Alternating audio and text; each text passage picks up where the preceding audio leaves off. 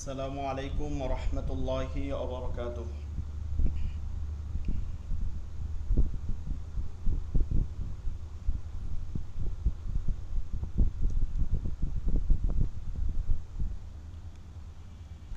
আজকে আমাদের ষষ্ঠ ক্লাসের বিষয় ছিল হচ্ছে গত ক্লাসে আমরা লিখিত পড়া দিছিলাম, যে লেখার দিছিলাম, বিষয়টা ছিল। আর তা থেকে আমাদের দেখা যায় যে মাত্র দুইজনে দিছে, এর মধ্যে একটা বাচ্চা আর হচ্ছে আপনার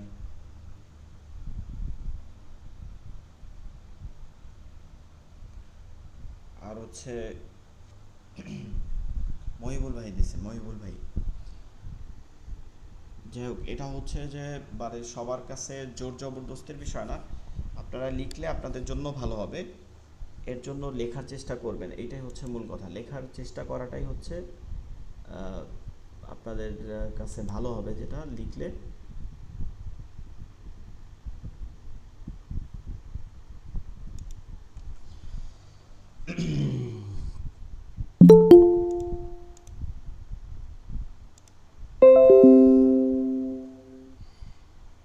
استغفر الله ربي من كل ذنب واتوب اليه، لا حول ولا قوة الا بالله العلي العظيم. اللهم صل على محمد وعلى آل محمد كما صليت على إبراهيم وعلى آل إبراهيم إنك حميد مجيد. اللهم بارك على محمد وعلى آل محمد كما باركت على إبراهيم وعلى آل إبراهيم إنك حميد مجيد. أعوذ بالله من الشيطان الرجيم. بسم الله الرحمن الرحيم. ربي زدني علما، ربي زدني علما، ربي زدني علما، ربي يسر ولا تعسر وتمم علينا بالخير. رب اشرح لي صدري ويسر لي أمري واحلل عقدة من لساني يفقه قولي.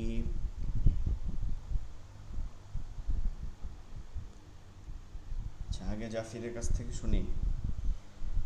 জাফির, হুরুফুল ইস্তিআলা মুখস্থ করছিলা?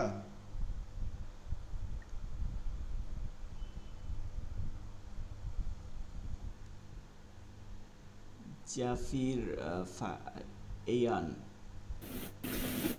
জি, তুমি হুরুফুল ইস্তিআলা মুখস্থ করছিলা?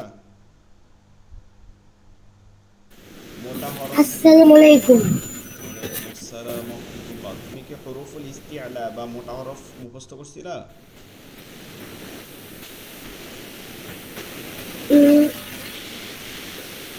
হুজুর মানে বুঝতে পারছি না আপনি কি বুঝছেন।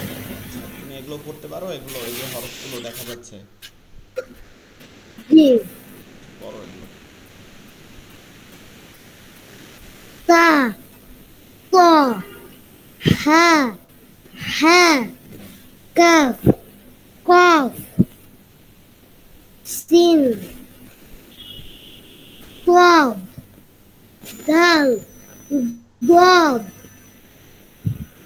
ذا ظا ذال ذال ظا ذال ظا زال جيم زال ذا سا سين همزة عين জি মাশাআল্লাহ। জুলিয়াস ভাই আপনি হরফুল ইস্তিআলা বলেন আর হরফগুলো পড়েন। সোয়াদ দোয়াদ তোয়াজা খ গইন কফ মাশাআল্লাহ, এগুলো পড়েন, ধীরে ধীরে পড়েন, তফাৎ করে করে। তা ত হা হা একটা হচ্ছে হ্যাঁ, একটা হচ্ছে হা মানে গলার মধ্যে দিয়ে হা হ্যাঁ। হা কফ কাফ কফ সিন সদ দাল জদ দদ হবে, জদ হবে না, দাল জ দদ দদ। দ জদ দদ হবে, জদ বলা যাবে না, দদ। দদ জি জাল জ জাল জিম জিম না, জা জাল জিম হচ্ছে জিব্বার আগা থেকে, জিম জিম শক্ত করে, জিম জিব্বার মধ্যখান থেকে আর জোর দিয়ে জিম বলতে হবে, ঠিক আছে? জিম জিম শক্ত করে। জিম আরো শক্ত হবে। জিম না, এটা হচ্ছে জিব্বার আগাটা আপনার দাঁতের সাথে আসতেছে, জিম জিম, মানে জিব্বার আগাটা এখনো লাগে লাগে নিচের দাঁতের সাথে, আর জিব্বাটা একদম মধ্যে নিয়ে যেতে হবে, জিম জিম। জিম হ্যাঁ, এবার ঠিক আছে। জাল জা সা সি- সিন হামজা আইন হাসান শেখ ভাই, সাফিউদ্দিন ভাই বলেন, সাফিউদ্দিন শেখ ভাই।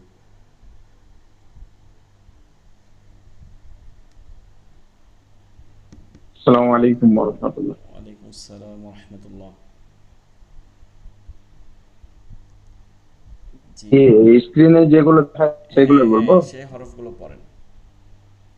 তা তা ক হা হা কাফ কাফ কফ সিন صاد দাল জ জাল ক জাল জিম জাল জা সা সিন হামজা আইন।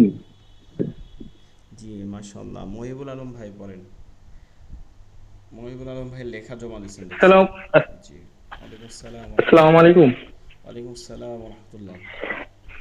বলছি বলছি ইস্তালা হরফগুলো বলবো, সাতটা যেগুলো আছে। হ্যাঁ হ্যাঁ বলেন। সদ দদ সদ দদ ত জ খ গাইন কফ। জি আর এগুলো বলছি তাহলে, যেগুলো এগুলো সামনে যেগুলো আছে সেগুলো করছি হুজুর। জি জি পড়েন। তা ত তা ত হা হা না, একটা কাফ হচ্ছে গোলহাটা কফ হা, গোলহাটা হা, কিন্তু এটা চাপ দিয়ে হা হা হা। হা হা না, লম্বা হায়ের সময় আপনার গলার মধ্যে যাবে, ঠিক আছে? গলার মধ্যে থেকে বাতাস বের করে নিয়ে আসতে হবে। হ্যাঁ হা হা আগে বাতাস নিয়ে আসতে হবে, হা ঠিক আছে? হা এর থেকে এক ধরনের বাতাসের আওয়াজ করতে হবে।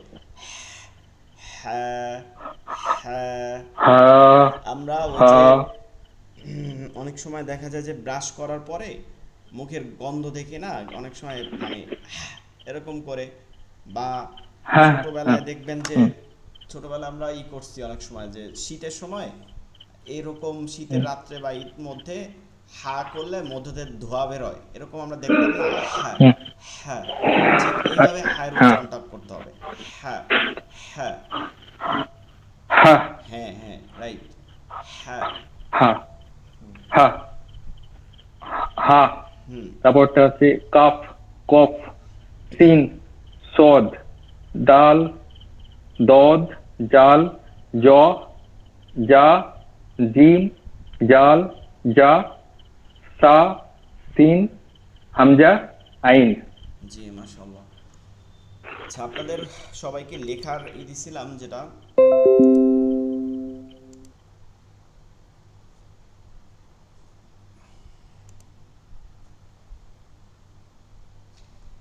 এই যে যেটা দিছিলাম লেখার, এটা অনেকে দুইজন লিখছেন, এর মধ্যে একটা বাচ্চা লিখছে, যদিও ঠিক আছে লিখছে।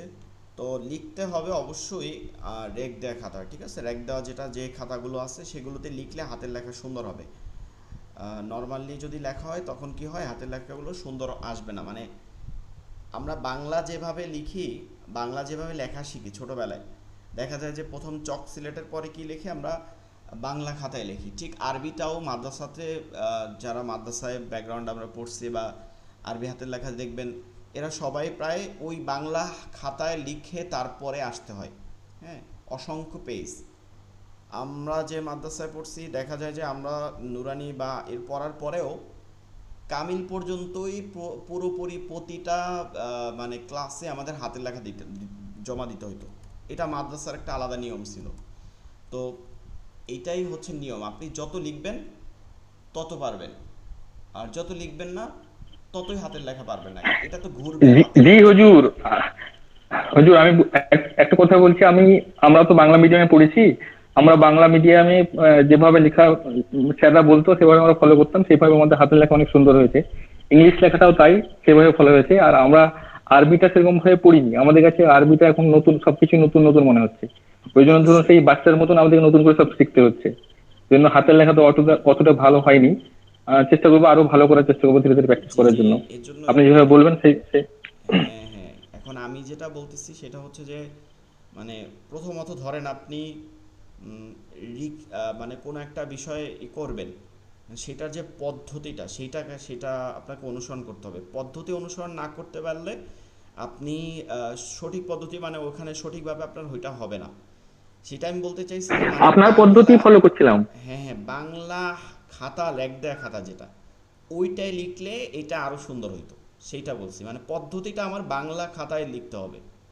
হ্যাঁ, মানে আমি যদি ও ও আচ্ছা সাধারণ আচ্ছা, কাগজে লিখি, বুঝতে পেরেছি। স্বাভাবিক সাদা কাগজে, তাহলে ওইভাবে লেখাটা আসবে না। এখানে যে আপনি লেখা জমা দিছেন তা কিন্তু খারাপ হয় নাই, কিন্তু এইটা আরো সুন্দর হইতো যখন আপনি বাংলায় লিখতেন, এবং লিখতে লিখতে আরো সুন্দর হয়ে আসতো। ঠিক আছে? যেমন একটা একটা লাইনে বিসমিল্লাহির রহমান রহিম, কোথায় আলিফ উঠাইতে হবে বা কোথায় মিম উঠাইতে হবে, কোথায় সিন থাকবে, এইটা আপনি বুঝবেন কিভাবে, কোন লাইনের মধ্যে কোথায় থাকবে, এটা বুঝবেন যখন আপনি লাইন দেয়া খাতার মধ্যে লিখবেন, এইটাকে অভ্যাস করবেন, তখন ওই লেখাটা আপনি বুঝতে পারবেন যে এই লাইনের মধ্যে এই লেখাটা কোথায় আমি লিখব। যদি একটা এরকম লাইন থাকে, তো আমি বিসমি, এই যে বিসমি কোথা থেকে উঠাবো, তখন দেখা যাবে যে এখান থেকে উঠাইয়া তারপরে এই যে দাঁতগুলো উপরে রাখতে হবে। এই দাঁতগুলো উপরে কিভাবে পাইলাম, ওই যে লেখা দেখাইছিলাম যে দাঁতগুলো থাকবে উপরে, তারপর নিচে টান দিতে হবে। তো মিমের উপরের অংশটা কোথায় থাকবে, উপরে থাকবে, এরপর নিচে চলে আসবে মিমের নিচের অংশটা।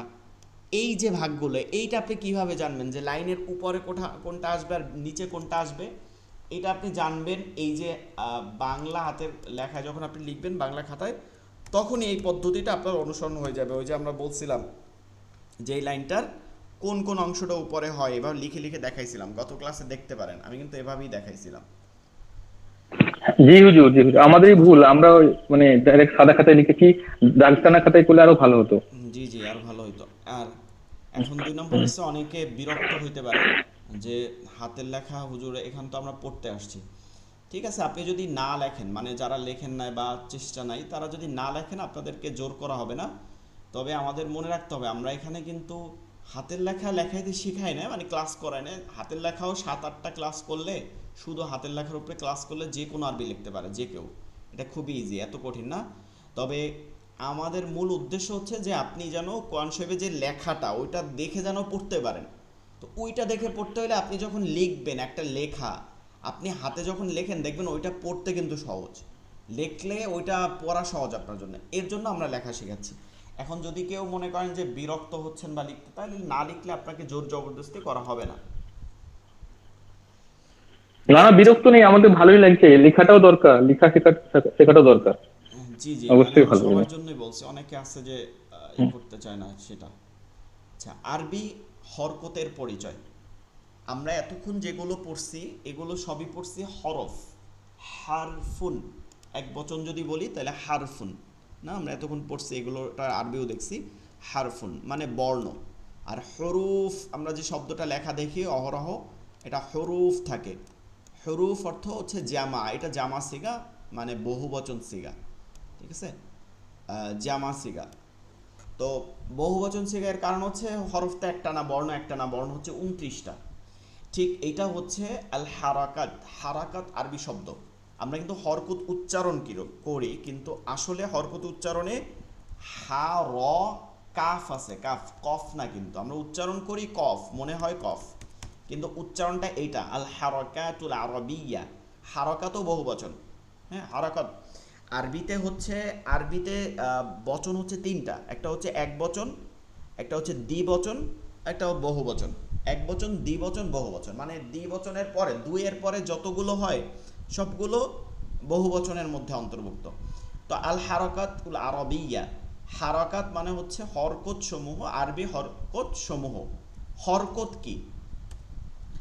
নর্মালি একটা ভাষা শুধুমাত্র অক্ষর দিয়ে হয় না, একটা ভাষায় আকার রস্যিকার রস্যকার প্রয়োজন হয়। এখন আপনি যদি বলেন যে আমি ইতে পড়ছি যে ইংলিশের মধ্যে আমার আকার রস্যিকার রস্যকার প্রয়োজন হয় নাই, কিন্তু এটা এটা কিন্তু ভুল কথা।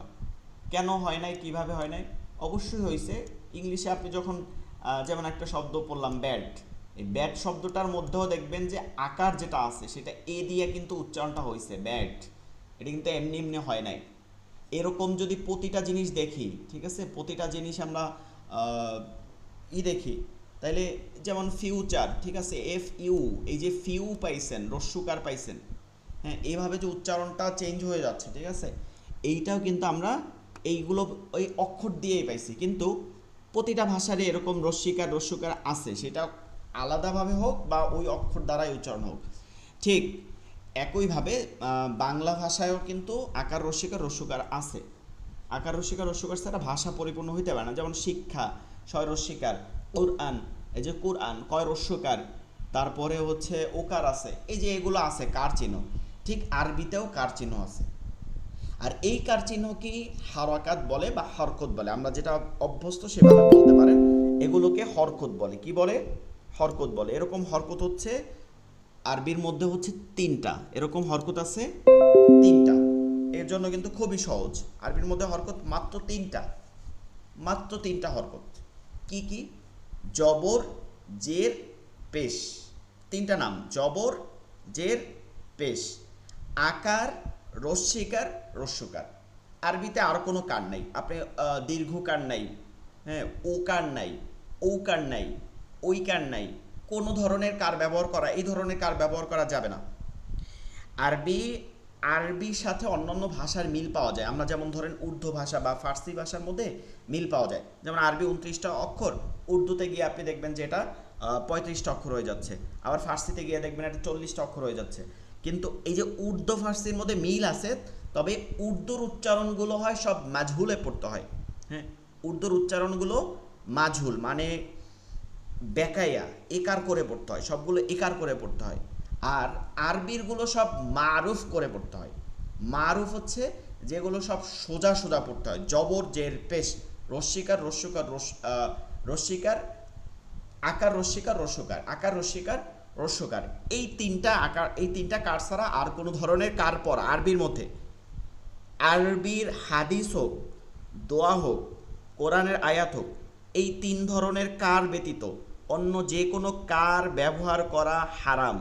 এটা মনে রাখবেন, অন্য যে কোনো কার ব্যবহার করা হারাম। দুই একটা ইউনিক আছে যেটার অন্য বর্ণনা আছে, তাফসির আছে, যেটা কেন হয়েছে, কিন্তু ওইটা খুবই কম, একটা কি দুইটা জায়গায়, কোরআনের মধ্যে এক জায়গায় আছে, আর অন্য জায়গার কথা আলাদা। কিন্তু কখনো আপনি মাঝুল পড়বেন না। মাঝুল কিভাবে পড়বেন? আলহামদুলিল্লাহি রাব্বিল আলামিন। এখানে কি আপনার মনে হইতে পারে যে আমি অনেক সহি পড়ছি, আসলে কিন্তু সহি পড়ি নাই, সব ঠিক আছে।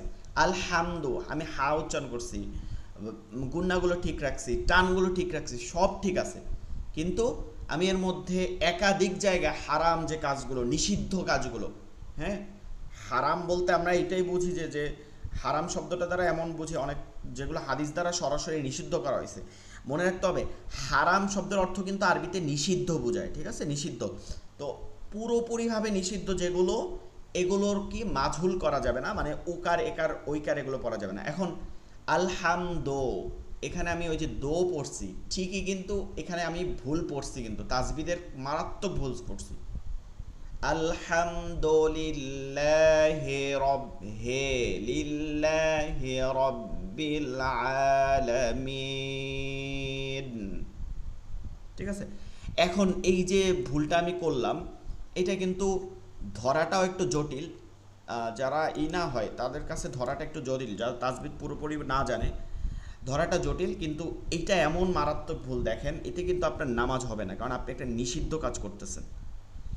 এখন এরকম কাজ তো অনেকের মাঝেই হয়, আপনারা অনেক সময় পড়ে আসছেনও, দেখবেন যে এখন আপনারা ধরতে পারবেন। হ্যাঁ, বেশিরভাগ জায়গায় সব থেকে বেশি যেগুলো হয়, পেশ যেটা আছে ওটাকে ওকার করে পড়া হয়, হ্যাঁ, ওকার করে এরকম পড়া হয় অহরহ। তারপরে হচ্ছে যে রস্বীকারগুলো একার করে পড়া হয়, বিসমিল্লাহির রহমানির নের, এই যে নের পড়লেন, নের পাইলেন কই? এটা তো নির হওয়ার কথা ছিল, বিসমিল্লাহির হওয়ার কথা ছিল, নির কই হবে, হের কোথায় হবে? এগুলো হবে না। তো তাইলে কার চিহ্ন কয়টা? তিনটা। কার চিহ্ন কয়টা? তিনটা। জবর মানে আকার, জের মানে রস্বীকার, পেশ মানে রস্যকার। এখন যেমন জিম আকার দেন, জবর দেন, জিম জবর যা, জের রস্বীকার দেন, জিম জের জি, জিম রস্যকার দেন, পেশ, জিম পেশ জু, কোনো জো বা ইটে উচ্চারণ করা যায় না, একদম জু জু জু। এই হচ্ছে তিনটা কার, এইটাই আমাদের পড়া। এগুলোকে কি বলে? আল হারকাত বলে, হারকত বলে, ঠিক আছে। এটা নিয়ে আমরা আলোচনা করবো। আল হারকাতুল আরবিয়া, আরবি হরকত সমূহ। আরবি হরকত সর্বমোট তিনটি, আরবি হরকত সর্বমোট তিনটি। এক জবর, এক জের ও এক পেশকে হরকত বলে। হরকতের উচ্চারণ তাড়াতাড়ি জলদি করে পড়তে হয়। হরকতের উচ্চারণ কী করে পড়তে হয়? জলদি করে পড়তে হয়। আপনাদেরকে যখন আমি হরফ পড়াইছি তখন একটা কথা বলছি, মনে আছে কিনা, যে হরফগুলো পড়ার সময় এক আলিফ টেনে টেনে পড়বেন, কিন্তু হরকতের সময় সতর্ক থাকতে হবে। এইটা কিন্তু আপনি হরকত পড়তেছেন, হরকত মানেই তাড়াতাড়ি। হরকতের সময় কোনোভাবে একটু আপনি সাইরা দিবেন, মানে ব্রেকটা সাইরা দেবেন, অ্যাক্সিডেন্ট করবেন। আপনি যেই ব্রেক সারবেন এটা একালিফ টান হয়ে যাবে। একালিফ টান মানে হচ্ছে জবরের পরে জবর যদি একালিফ টান দেন, তার মানে একটা আপনি খালি আলিফ, একটা আলিফকে বৃদ্ধি করছেন শব্দের মধ্যে। যদি জেরে টান দেন তাহলে রশ্মি একটা জজমালা ইয়া, একটা ইয়া বৃদ্ধি করছেন। যদি আপনি পেশে টান দেন তার মানে হচ্ছে আপনার এখানে একটা ওয়াও বৃদ্ধি করছেন। আর কোনো শব্দের মধ্যে, বিশেষ করে কোরআনের কোনো শব্দের মধ্যে এক অক্ষর বৃদ্ধি করা আমাদের জন্য কোনোভাবে জায়েজ হবে না, একদম হারাম হবে। কেন? আপনি মনে করতে পারেন যে হুজুর একটা ওকারই তো ব্যবহার করছি, একটা মানে একটা তো বাইরে গেছে, ওই টানি নাকি বাইরে গেল, তাতে কি হয়েছে? দেখেন আল হারকাতুন, আল হারকাত, এখন আল হারকাত, এই যে কাফের মধ্যে একটা খালি আলিফ ঢুকে গেছে, সাথে সাথে এটা এক বচন দিয়া বহু বচনে পরিণত হয়েছে। আরবি এমন একটা জিনিস যেটা জবর এই যে টানের মাধ্যমে এক বচন দিয়ে দ্বিবচন এবং বহুবচনে পরিণত হয়। যদি শব্দের শেষে গিয়ে টানেন তখন ওটা দ্বিবচন পরিণত হবে। যদি শব্দের মধ্যে টানেন এবং শেষে গিয়ে অন্য হরকত থাকে, যেমন নুন, অন্য হরফ নুন বা তা, তখন এটা বহুবচন হয়ে যাবে। এখন আপনি চিন্তা করেন যে যদি একটা শব্দের অর্থ ছিল একক, এখন এটাকে আপনি একাধিক করে ফেলছেন, তখন আপনার অর্থটা কি দাঁড়াইতেছে? তো এর জন্য আপনাকে হরকতের সময় কি করতে হবে? সতর্কতার সহিত খুব দ্রুত পড়তে হবে, দ্রুত করে করে পড়তে হবে, কোনোভাবে যেন ওটা টান না থাকে, ব্রেকটা আপনার হাতে থাকতে হবে। তাহলে হরকত কয়টি? আরবি হরকত সর্বমোট 3টি। এরপরে সংজ্ঞা, এই যে স্টার, এগুলো প্রত্যেকটা স্টার চিহ্ন দেওয়া আছে, এগুলো খুব ইম্পর্টেন্ট। এটা কিন্তু একদম মুখস্থ করতে হবে। কয়েকবার আপনারা আমার সাথে সাথে পড়েন জোরে জোরে। এক জবর এক জের এক পেশকে হরকত বলে, হরকতের উচ্চারণ তাড়াতাড়ি করিয়া পড়িতে হয়। এক জবর এক জের এক পেশকে হরকত বলে, হরকতের উচ্চারণ তাড়াতাড়ি করিয়া পড়িতে হয়। এক জবর এক জের এক পেশকে হরকত বলে, হরকতের উচ্চারণ তাড়াতাড়ি করিয়া পড়িতে হয়। হরকতের উচ্চারণ তাড়াতাড়ি করিয়া পড়িতে হয়। হরকত কাকে বলে? এক জবরে এক শব্দ কিন্তু উল্লেখ করতে হবে, কারণ জবর কিন্তু অনেক রকম আছে, 2 জবরও আছে, খাড়া ধরনের জবর আছে। হ্যাঁ, তো আপনাকে উল্লেখ করতে হবে এক জবরকে বলে। আপনি যদি বলেন ছেড়ে দেন যে জবর, তাহলে এটা তো খাড়া জবর হইতে পারে, খাড়া জবরে তো টান হবে। আবার আপনি যদি বলেন যে জবর, তার মানে 2 জবরও হইতে পারে, তার মধ্যে একটা নুন উচ্চারণ হবে। তো আপনাকে স্পষ্ট করে বলতে হবে হরকত কাকে বলে? এক জবর এক জের এক পেশকে বলে। হরকত কাকে বলে? এক জবর এক জের এক পেশকে। হরকতের উচ্চারণ কেমন হয়? হরকতের উচ্চারণ তাড়াতাড়ি করিয়া পড়তে হয়। তাহলে এক লাইনের মধ্যে আপনার 2টা প্রশ্ন উত্তর আসতেছে। এক জবর এক জের এক পেশকে হরকত বলে, হরকতের উচ্চারণ তাড়াতাড়ি করিয়া পড়তে হয়। এক জবর এক জের এক পেশকে হরকত বলে, হরকতের উচ্চারণ তাড়াতাড়ি করিয়া পড়িতে হয়।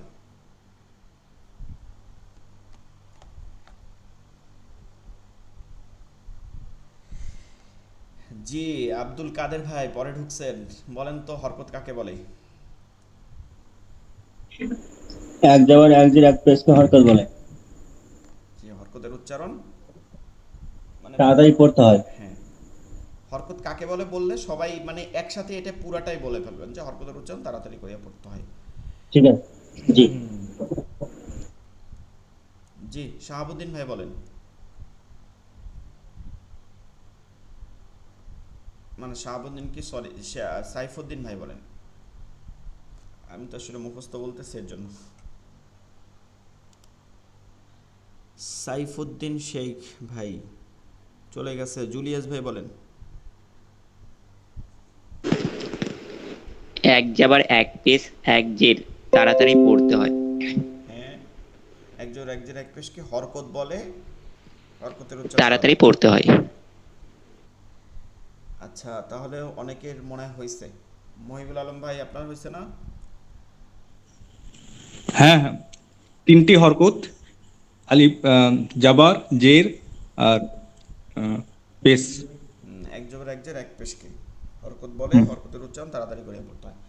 আচ্ছা, যাই হোক, আগামী দিন অবশ্যই মুখস্থ করে নেবেন, তারপরে আবার জিজ্ঞাসা করবো। ক্লাসের শুরুতে অবশ্যই পড়া নেওয়া হয়, ঠিক আছে? ক্লাসের শুরুতে থাকতে হবে। সবাইকেই উদ্দেশ্য করে বললাম, মনে রাখতে হবে, ঠিক আছে? মনে রাখতে হবে এই হরকতটা পড়ার পরে আমরা যেটা নিয়ে আসছি দ্বিতীয়, মনে রাখতে হবে বাংলা ভাষায় যেমনটা আকার আছে, রস্যিকার আছে, রস্যুকার আছে, ঠিক তেমনিভাবে, ঠিক আছে, তেমনি আরবি ভাষায়ও জবর জের ও পেশ আছে। জবর জের ও পেশ আছে। আপনি জবর দেখতে কেমন হয়? এই যে আপনার দিয়ে দেওয়া আছে, জবরটা দেখেন দাগের উপরে দেয়া আছে, তার মানে হরফের উপরে হবে।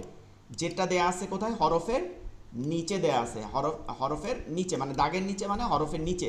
আর পেশও দেখেন উপরে দেয়া আছে, পেশও হবে হরফের উপরে, হরফের উপরে। তাহলে জবর আকার জের রস্যিকার পেশ রস্যকার। জবর ও পেশ, জবরের ওই কথাটা আবার এখানে উল্লেখ করে দিছি যে জবর আপনাদের এখানে মুখস্থ করতে হবে, কিন্তু মাঝের একটা লাইন মুখস্থ করলেই যথেষ্ট। আর ওগুলো আপনারা একটু পড়বেন।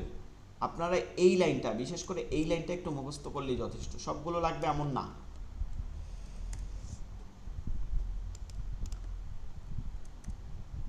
তো জবর ও পেশ, জবর ও পেশ, জবর এবং পেশ কোথায় থাকে? হরফের উপরে বসে। এবং জের হরফের নিচে বসে। জের সদা সর্বদা হরফের কোথায় বসে? নিচে বসে। জবরের উচ্চারণ বাংলায় আকারের মতো হয়, এগুলো আগেই তো বলা হয়েছে, আকারের মতো হয়। জেরের উচ্চারণ রস্যিকার এবং পেশের উচ্চারণ রস্যকার। এখন আপনাদের একটা একটু জটিল কথা বলি, জটিল কথাটা একটু জানিয়ে রাখা ভালো, কারণ আমরা তো ধীরে ধীরে পরিবর্তন হইতেছি, আমাদের অনেক কিছু আধুনিক হইতেছে। আপনারা একটা চিহ্ন আছে, এইটাকে তাসদিদ বলে, ঠিক আছে? যেমন এইটা 3 দাঁতওয়ালা, এটাকে তাসদিদ বলে। ডাব্লু এর মতন, এটাকে কি বলে? তাসদিদ বলে। এটা সবসময় হরফের উপরে থাকে, এটা সবসময় হরফের উপরে, যেমন একটা বা আছে তার উপরে, এটা সবসময় হরফের উপরে থাকে। তাসদিদের ব্যবহার আমরা পড়বো সামনে, অবশ্যই তাসদিদের নিয়ম আছে, কিন্তু এইখানে যেহেতু কথাটা আসছে সেটা। এখন হরকতের ক্ষেত্রে জবর সবসময় কোথায় থাকে?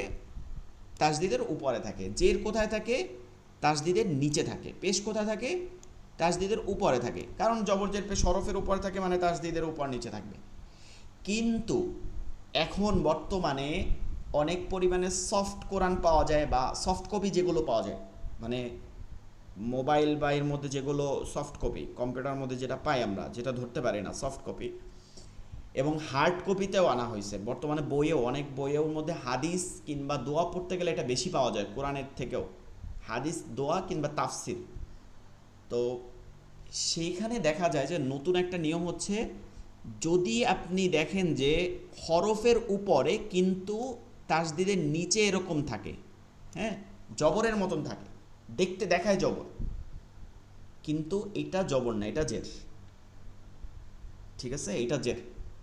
এখন এইটা আপনি কেমনে বুঝবেন? একদম সহজ উপায়, শুধুমাত্র তাসদিদের ক্ষেত্রে, তাসদিদের ক্ষেত্রে যদি তাসদিদের নিচে কোনো জবর দেখেন, তাসদিদের নিচে যদি জবর দেখেন, ওইটা জবর না, ওইটা জের। তাসদিদের নিচে যদি জবর দেখেন, জবর সবসময় কোথায় থাকে? হরফের উপরে। কিন্তু জবর যদি আপনি চিন্তা হয়, তাহলে জবর থাকবে তাসদিদেরও উপরে। কিন্তু যদি দেখেন যে তাসদিদের নিচে জবর আছে, তাহলে এটা জবর না, এটা কি? জের হইছে, এটা জের হইছে। আর তাসদিদওয়ালা হরফে, হ্যাঁ, তাসদিদওয়ালা হরফে সবসময় একটা হরকত থাকে। এখন আপনি দেখতেছেন যে একটা হরফের উপরে, যেমন একটা বা, এই হরফের উপরে তাসদিদ আছে, আর একটা এই যে চিহ্ন দেয়া আছে, জবরের মতন চিহ্ন দেয়া আছে, তার মানে হচ্ছে যে এখানে আপনি জবর কিন্তু উপরে থাকার কথা ছিল, এটা নিচে আছে, এটা কিন্তু জের আছে, এইখানে দেওয়ার কথা ছিল, সেটা এখন উপরে দেওয়া হয়েছে। এখন এরকম অনেক প্রিন্টেড, আপনাদের চাইলে আমি দেখাইতে পারি, আমরা এখন পড়তে গেলে এগুলো আমরা পাই, অনেক প্রিন্টের মধ্যে এগুলো চলে আসতেছে। সামনে যে 5-10 বছর পরে কোরআনের মধ্যে আসবে না, এমন কোনো নেই। এগুলো অনেক করা হচ্ছে যে তাসদিদের ক্ষেত্রে। নর্মালি কখনো কিন্তু, নর্মালি যেমন একটা হরফ, সেইটার ক্ষেত্রে কখনোই কিন্তু জের উপরে থাকে না, জের কিন্তু কখনোই উপরে থাকবে না, জের নিচেই থাকবে। কিন্তু তাসদিদের ক্ষেত্রে এইটা নিচে দিয়া বোঝা যায়, এর জন্য এটা বোঝানো হয়, ঠিক আছে? এটা একটু আপনারা মনে রাখতে পারেন।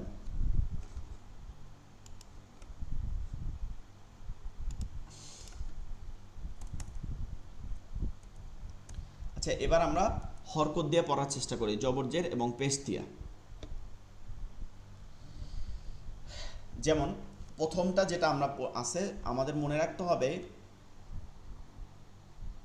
আলিফ এবং হামজা, এই দুইটার মধ্যে তফাৎ। আলিফ এবং হামজা, আলিফ এবং হামজা এই দুইটা হরফের উচ্চারণ এক না, ঠিক আছে? দুইটা হরফের উচ্চারণ ভিন্ন জায়গা থেকে। হামজা হচ্ছে হলকের শুরু থেকে, আর আলিফ হচ্ছে হলকের মুখের খালি জায়গা থেকে। এখন এই আলিফ এবং হামজার মধ্যে অন্যতম একটা তফাৎ হচ্ছে যে আলিফ কখনো হরকত গ্রহণ করে না, মানে জবরজের পেশ আলিফ কখনো হয় না। আরবি 28 হরফের উপরেই জবরজের পেশ হয়, কিন্তু আলিফে হয় না, আলিফে হয় না। কিন্তু আমরা তো দেখি যে আলিফের উপরে জবরজের পেশ দেয়া থাকে, তাহলে সেইটা কি হবে? এই যে আলিফের উপরে জবর জের এবং পেশ দেয়া থাকে, তাহলে এইটা কি হবে?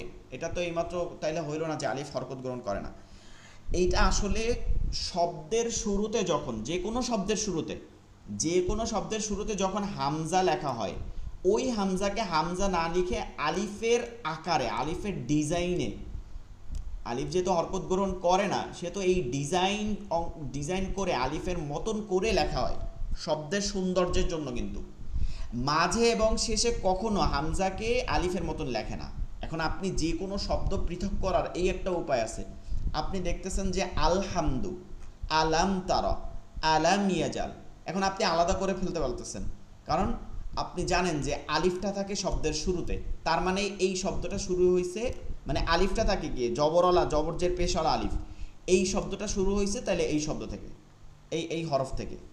তাহলে আলিফ কখনো কি করে না, হরকত গ্রহণ করে না, হামজা হরকত গ্রহণ করে। আর আমরা যে আলিফকে দেখি যে হরকতওয়ালা, সেটা হচ্ছে হামজা, লম্বা হামজা, সেটা হচ্ছে লম্বা হামজা, সেটা হচ্ছে লম্বা হামজা।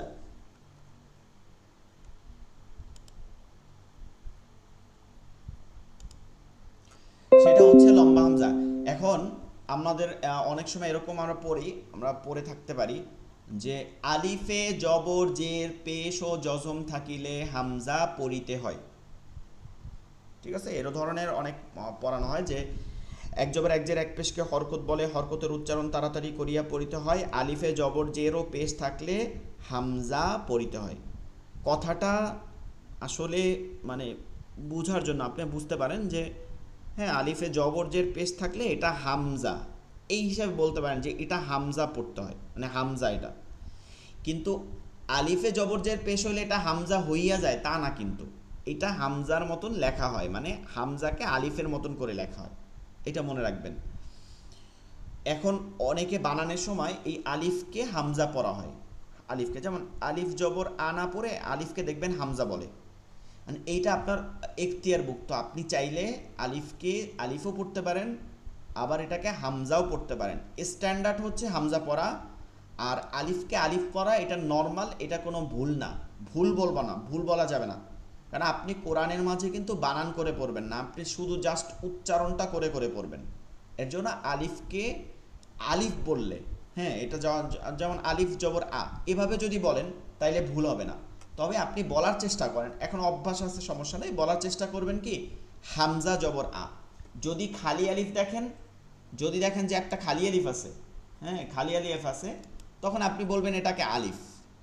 কিন্তু আপনি যদি দেখেন আলিফ উপরে জবর আছে, তখন এটাকে আপনি বলবেন হামজা জবর আ, হামজা, তখন এটাকে হামজা বলবেন।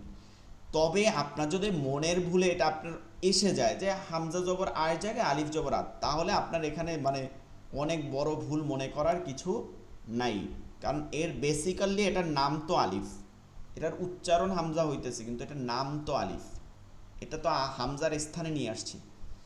যাই হোক, এটা হচ্ছে কথা, আমার মনে রাখতে হবে যে আলিফে জবর জের পেশ জজম যেগুলো দেখি আমরা, এটা হচ্ছে হামজার রূপ। তো আলিফ জবর আ বা হামজা জবর আ, হামজা জবর আ, বা জবর বা, তা জবর তা, হা জবর সা, জিম জবর জা, হা হা জবর হা। আমার সাথে সাথে সবার উচ্চারণ করে করে পড়তে হবে জোরে জোরে, আমি কিন্তু জিজ্ঞাসা করবো অনেক। খ জবর খ, খেয়াল করবেন খয়ে জবর হলেও খতে ক্ষয় থাকে, খতে খা হয় না, কিন্তু খ জবর দিলেও ক্ষয় হয়।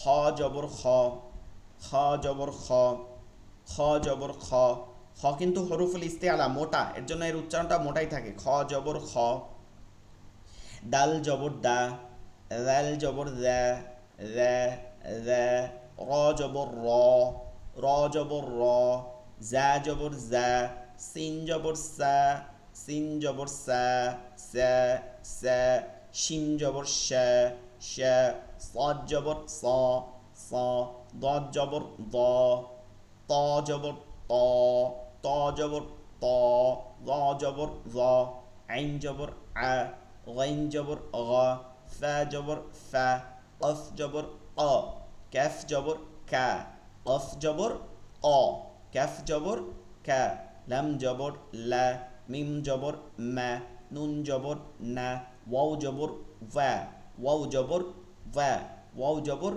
ওয়া, ওয়াও জবর হয় ওয়া, একটা ও উঠে যায়, ওয়াও জবর ওয়া, হ্যাঁ জবর হ, হ, লম্বা হাটা কি ছিল, লম্বা হা জবর হা, আর এই গোল হা জবর হ, হা হ, হা হ, হামজা জবর আ, ইয়া জবর ইয়া, ইয়া জবর ইয়া। জি একজন পড়েন, জবর দিয়ে পড়েন দেখি কার হয়েছে।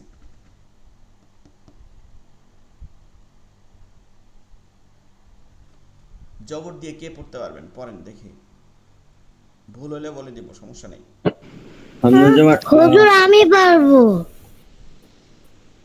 আচ্ছা তুমি পড়ো।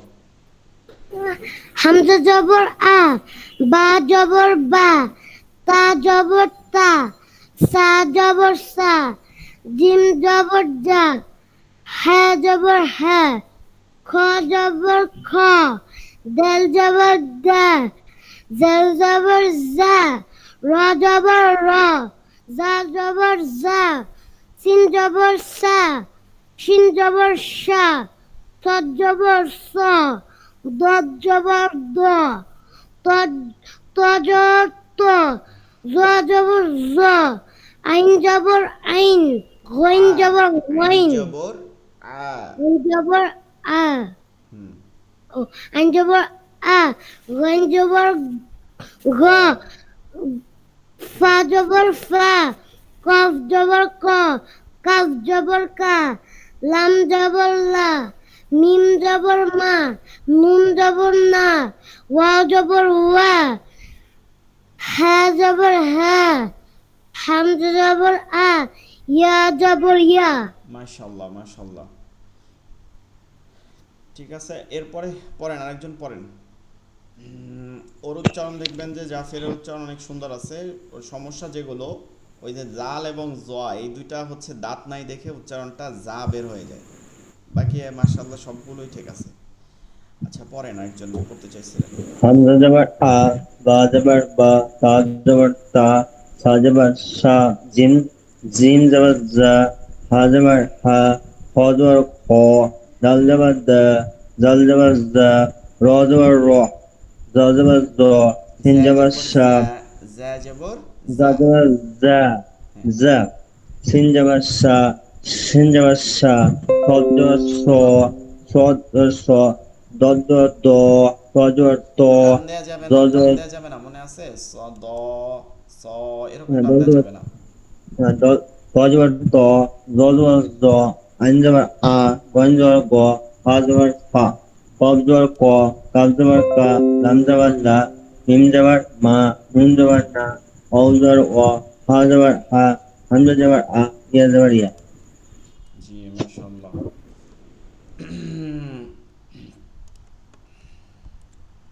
আচ্ছা আমরা তাহলে জের থেকে পড়ি এবং পেশ থেকে পড়ি। জের হচ্ছে কি সবগুলো রস্যি কাট দিয়ে পড়তে হবে, আর পেশগুলো হচ্ছে রস্যু কাট দিয়ে পড়তে হবে, রস্যুকার। হামজা জের ই, আরেকটা জিনিস মনে রাখতে হবে, যে হরফগুলো মোটা সেটা জবরেও মোটা, জেরেও মোটা, পেশেও মোটা। যেমন সদ তজ খ গইন কফ, আর একটা হচ্ছে র, র, এই যে র হরফটা, এইটা র হরফটাও মোটা। এখন আপনি বলতে পারেন যে র হরফটা মোটা মানে বুঝলাম না। র এর একটা নিয়ম আছে, র হরফকে মোটা এবং চিকন পড়ার একটা নিয়ম আছে, যেটাকে র পুর বারিক বলে। ঠিক আছে, পুর অর্থ হচ্ছে মোটা, ঊর্ধ্ব শব্দ, আর বারিক হচ্ছে চিকন। মানে রকে, র হরফে যখন জবর হয় বা পেশ হয়, এই দুই অবস্থাকে এটাকে মোটা উচ্চারণ করে পড়তে হয়। আর যখন এটা জের হয় তখন চিকন উচ্চারণ করে পড়তে হয়। কিন্তু বাকি যে হরফগুলো আছে, ওই যে আমরা 7টা হরুফুল ইস্তেআলা, আমি কিন্তু ওই কথাই বলতেছি, বাইরের কথা না, হরুফুল ইস্তেআলা 7টা মোটা হরফ, ওগুলোতে জবর হইলেও মোটা, জের হইলেও মোটা, পেশ হইলেও মোটা। যেমন সদ জবর স, স, এটা কিন্তু সা হয় নাই। সদ জের হবে সই, মোটা সই। সদ পেশ হবে সু, সু, মোটা। তাহলে 8টা হরফ আপনার মনে রাখতে হবে, 7টা হচ্ছে আমাদের হরুফুল ইস্তেআলা, আর একটা র যেটার জবর পেশটা মোটা, তবে জেরটা হচ্ছে বারিক। ঠিক আছে, জেরটা বারিক। হামজা জের ই, হামজা, হামজা জের ই, বা জের বি, তা জের তি, সা জের সি, সবগুলো চিকন হচ্ছে কিন্তু। সা জের সি, সা জের সি, সা জের সি, সা জের সি। জিম জের জি, জি, জি, জি। হাজের হি, হাজের হি, হি, হি, হি। দেখেন, বলার চেষ্টা করে দেখেন আমার মতন হয় কিনা। হি, হি, হাজের হি, হি। হজের খি, খি, এটা কিন্তু খি না, খি, ওই যে মোটা থাকবে, খি খি খি। খজের খি, ডালজের দি, চিকন হয়ে যাবে, দালজের দি। রজের রি, এটা চিকন হয়ে যাবে, রি রি রি, কারণ জের কিন্তু চিকন হয়। জাজের জি, সিনজের সি, সজের না সিনজের সি, সিনজের সি, সিনজের সি সি। কোনোভাবে সি এর শব্দ আসা যাবে না। সি সি, তালে বস্য থেকে C C C C C. ইংলিশে যেটা আমরা এস এইস এটা থেকে যে উচ্চারণটা করি সেটা সি সি সি সি। আচ্ছা, এটাকে আমি আরও সহজভাবে বলতে পারি, যাদের সি উচ্চারণ হয় না, এস এইচ ই, ঠিক আছে, এই উচ্চারণটা আমরা করি না, এটাকে আমরা সি বলি, তাইলে কি হয়, সি মানে উমেন্সদের যে প্রোনাউন যেটা সি, ঠিক সেই উচ্চারণ করতে হবে কিন্তু তালে বস মানে শিনের উচ্চারণ সি সি সি। সজ্জের সুই সুই, দেখেন সিনজের সি কিন্তু সজ্জের সুই, কারণ এটা হরুফুল ইস্তিআলা মোটা। দজ্জের দুই, তজের তুই তুই, লজের লি লি, আইনজের রি রি, ওয়াইনজের রি, গি না কিন্তু মোটা করে পড়তে হবে, রি রি রি রি। ফাজের ফি, কফজের ই, মোটা করে পড়তে হবে, ই ই। কাফজের কি, চিকন, কি কি। লামজের লি, মিমজের মি, নুনজের নি, ওয়াওজের ভুই। কি বলতে হবে, ইংলিশে যে উইটা আছে উই, এই উই উচ্চারণটাকে ঠোঁট গোল করে বলতে হবে। এই উই উচ্চারণটাই বলবেন ঠোঁট গোল করে, ভুই ভুই ভুই ভুই। ওয়াওজের ভুই। জি আব্দুল কাদের ভাই বলেন, ওয়াওজেরটা বলেন, ওয়াওজের, শুধু ওয়াওজের। হ্যাঁ জুলিয়াস ভাই বলেন, আব্দুল কাদের ভাই বলেন, একজন একজন, ওয়াওজের কি? ওজে ভি, ভুই, ঠোঁট গোল করে, ভুই। ওজে ভি, বি বলতেছেন কিন্তু উই হবে, উই ওজে উই। উই, হ্যাঁ ঠোঁট গোল করতে হয়। ওজে উই, উই। আমার কথা হচ্ছে যেটা সেটা হচ্ছে বেস যেটা, ওয়াও যেটা উই থেকেই আপনি বলবেন, ঠোঁট গোল করার চেষ্টা করবেন, কিন্তু আপনি অন্য কোনো উচ্চারণ থেকে বললে কিন্তু আর হবে না। উই বলবেন, জি জি, ঠোঁটটা ধীরে ধীরে গোল করবেন, উই ওজে উই, হ্যাঁ ওজে উই। উই। হ্যাঁ ধীরে ধীরে হবে, উই থেকে কিন্তু হবে, জি কিন্তু জি, অন্য কোনো উচ্চারণ থেকে হবে না। ওয়াওজের উই। জুলিয়াস ওজে ভাই, উই। ওয়াউজের উই, হ্যাঁ জাফির বলো, ওয়াউজের উই। আসলে ও বুঝবে না যদিও। আচ্ছা, ওয়াউজের ভুই ভুই ভুই ভুই। তারপরে হাজের হি, হামজাজের ই, হামজা এটাও এটাও হামজা, হামজাজের ই। ইয়াজের চাপ দিয়ে, ঠিক আছে, হামজাকে চাপ দিয়ে বলতে হবে, ই ই ই। এবার পেশ, সবগুলো রস্যকার, তবে হরুফুল ইস্তিলাগুলো মোটা আর র হরফটা মোটা হবে।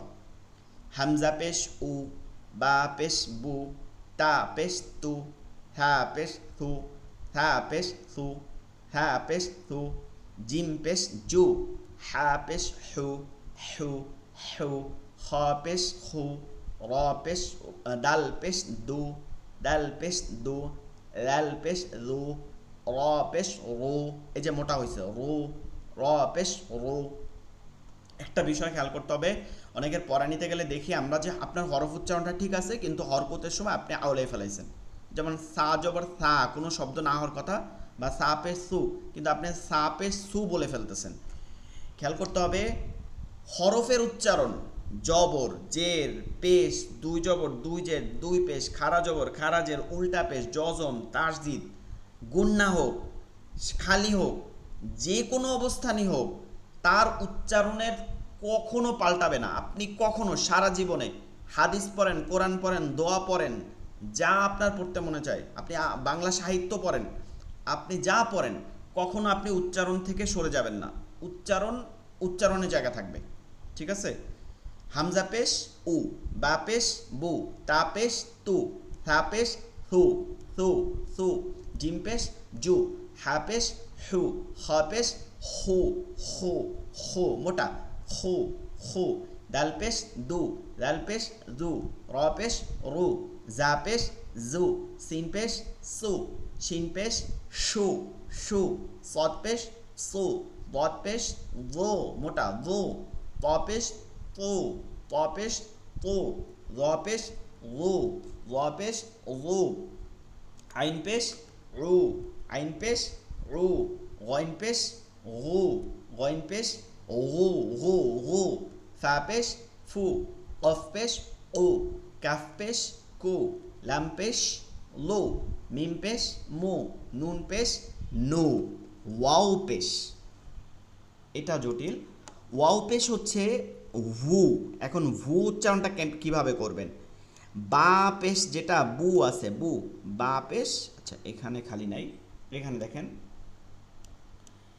বা পেশ কি বু হয়, এইটা হয় ঠোঁটের চেপটা জায়গা, ঠোঁটের যে ভিজা জায়গা আছে ভিতরের দিকে, এটা চেপটা হয়ে এখান থেকে বা উচ্চারণ হয়। বা ব আছে না বাংলায় ব, সেটা রস্যুকার দেওয়া হয় বু। এই উচ্চারণটাই, হ্যাঁ, বায়ের উচ্চারণ আর এই ওয়াও এর মাখরাজ, এই দুইটা মাখরাজ এক, দুই ঠোঁটের, এইটা হচ্ছে ভিজা জায়গা আর এইটা হচ্ছে ঠোঁট গোল করে, দুইটা কিন্তু ঠোঁট থেকে। তো আপনারা অনেকে ভুল করেন যেটা, সেটা হচ্ছে ওয়াও পেশ উ থেকে, মানে হামজার উচ্চারণ থেকে আপনারা করার চেষ্টা করেন। দেখেন হামজা হয় হচ্ছে হলক, যে গলা এর নিচ থেকে হয়, আর ওয়ার উচ্চারণ হয় দুই ঠোঁট থেকে। তো এটা অনেক দূরের জায়গা, এটা থেকে কখনো উচ্চারণ আসবে না, কিন্তু দুই ঠোঁটের ভিজা জায়গা থেকে বা হয়। তো এইখান থেকে আপনি চাইলে ওয়ার উচ্চারণ আনতে পারবেন। এখন আপনি ওয়াও পেশ, এই যে বুটা আছে, বা পেশ বুটা আছে, এইটাকে ঠোঁট গোল করে বলবেন, ঠিক আছে? বা পেশটা ঠোঁটের ভিজা জায়গা হয়, সেইটাকে আপনি ঠোঁট গোল করে বলার চেষ্টা করবেন, দেখবেন ওয়াও পেশ হয়ে যাবে। হ্যাঁ, ওয়াও পেশ ভু, ওয়াও পেশ ভু, ওয়াও পেশ ভু, ওয়াও পেশ ভু, হা পেশ হু, হামজা পেশ উ, ইয়া পেশ ইউ, ইয়া পেশ ইউ, ইংলিশে ইউটা ওটাকে শক্ত করে, ইয়া পেশ ইউ, ইয়া পেশ ইউ ইউ, ওয়াও পেশ ভু, ওয়াও পেশ ভু। জি একজন একজন বলেন, জুলিয়াস ভাই বলেন ওয়াও পেশ কি? ওয়াও পেশ ভু, তারপরে আব্দুল কাদের ভাই বলেন। ওয়াও পেশ উ, এই যে উ বলা যাবে না, উ ঠোঁট যতই গোল করেন, আপনি চিন্তা করেন ঠোঁট গোল করছেন কিন্তু উচ্চারণটা হয়েছে কোথা থেকে? গলার নিচ থেকে, কিভাবে আসবে? কিন্তু ঠোঁট গোল করছেন কিন্তু ঠোঁটের ভিজা জায়গার উচ্চারণটা গোল করে চেষ্টা করতেছেন, ওই যে ঠোঁটটা চেঞ্জ হয়ে গেছে। ঠোঁটটা যখন আপনি গোল করতেছেন তখন তো ভিজা জায়গা এমনিই লাগবে না, তখন ওই বু বলতে গেলে এমনি ভু হয়ে যাবে, ঠিক আছে? ওয়াও উচ্চারণটা অটোমেটিক চলে আসবে। বু বলবেন, বাংলায় বয়ের রস্যকারে বু ঠোঁট গোল করে বলেন ভু।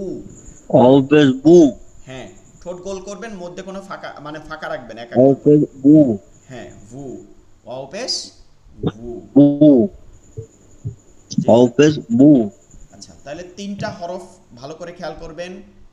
একটা হচ্ছে র, র জবর র, রজের রি, র পেশ রু, র রি রু, র রি রু, র রি রু।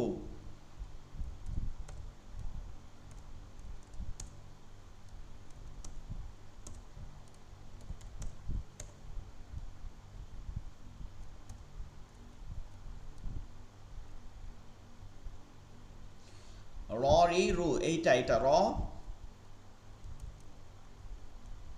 ঠিক আছে? র রি রু, এটা হচ্ছে কি, রটা মোটা হবে, রিটা চিকন হবে, আর রুটা মোটা হবে।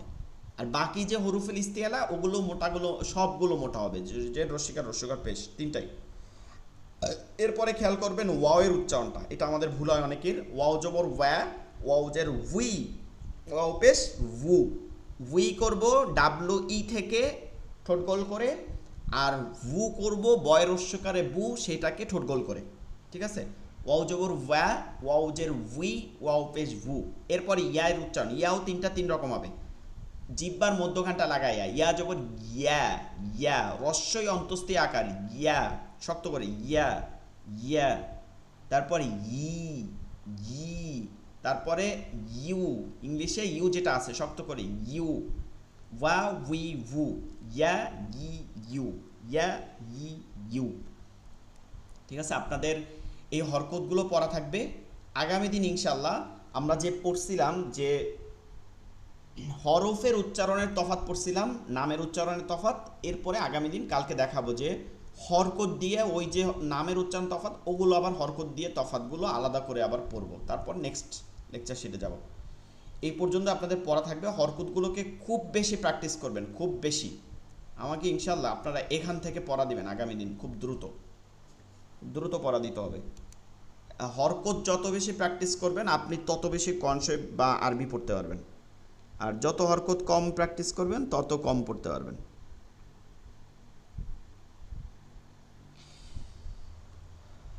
আচ্ছা, আমাদের যেহেতু 6 মিনিট আছে, আমরা একটা বিষয় একটু আলোচনা করি। সেটা হচ্ছে আমাদের একটা ছিল, লাস্ট পড়াইছিলাম, আসলে ক্লাসে থাকে না সবাই, যে কারণে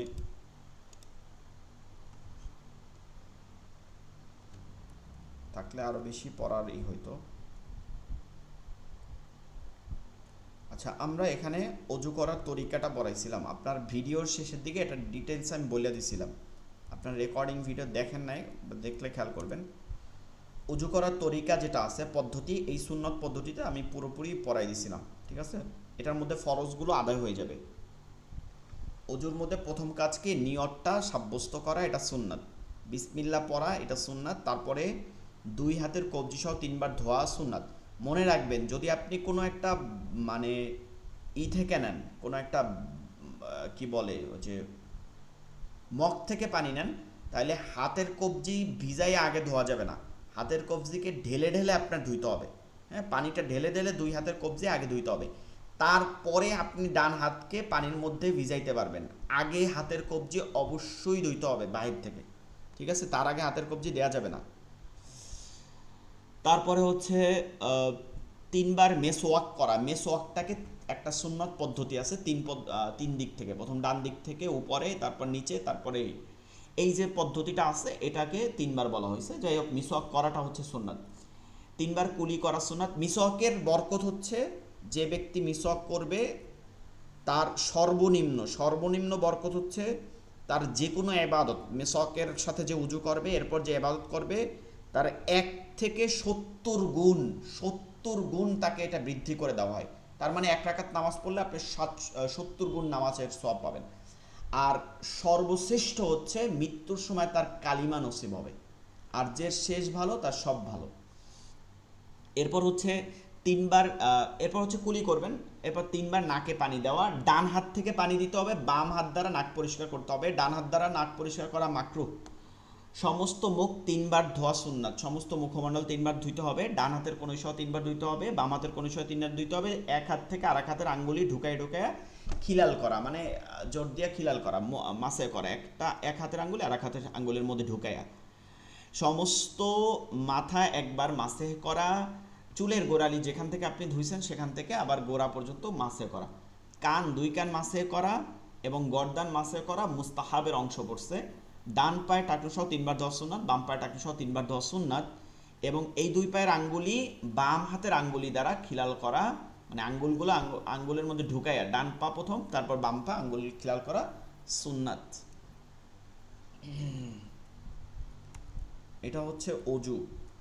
আচ্ছা, গোসলে 3 ফরজ, ঠিক আছে? গোসলের মধ্যে 3টা ফরজ আছে। গোসলের নিয়মটা আগামী দিন ইনশাআল্লাহ আপনাদের ডিটেলসে পড়াবো। গোসলের তার মধ্যে 3টা ফরজ। গোসলের ফরজ হচ্ছে 3টা: কুলি করা, নাকে পানি দেওয়া, সমস্ত শরীরে পানি পৌঁছাইয়া ধৌত করা। মানে একটা পশম পরিমাণও আপনার শুকনো থাকতে পারবে না ফরজ গোসলের ক্ষেত্রে, ঠিক আছে? ফরজ গোসলের ক্ষেত্রে বড়রা যারা আছেন তারা বুঝেন, ফরজ যে গোসলটা আছে এটার ক্ষেত্রে আপনার কোনো প্রকারের একটা পশম শুকনা থাকলেও আপনার গোসল হবে না। তো এর জন্য আপনাকে অবশ্যই সমস্ত শরীর ভালোভাবে ধৌত করতে হবে। তো ইনশাল্লাহ আগামী দিন ফরজ গোসলের যে তরিকাটা আছে সুন্নাত পদ্ধতিতে শুরু থেকে শেষ পর্যন্ত পড়াবো। আপনারা গোসলের ফরজ 3টা ভালো করে পড়ে নেবেন। কুলি করা, কি করা? কুলি করা। কুলি করাটা হচ্ছে ফরজ, আর গড়গড়া সহিত কুলি করাটা হচ্ছে সুন্নাত, মানে গড়গড়া সহিতই করতে হবে। তবে এটা ছাড়া যায়, যেমন রোজার মাসে গড়গড়া ছাড়াও কুলি করা যায়, সমস্যা নেই, যেহেতু কুলি করাটা ফরজ। নাকে পানি দেওয়াটা, নরম জায়গা পর্যন্ত নাকে পানি পৌঁছানো। এরপরে হচ্ছে সমস্ত শরীর ভালোভাবে ধৌত করা।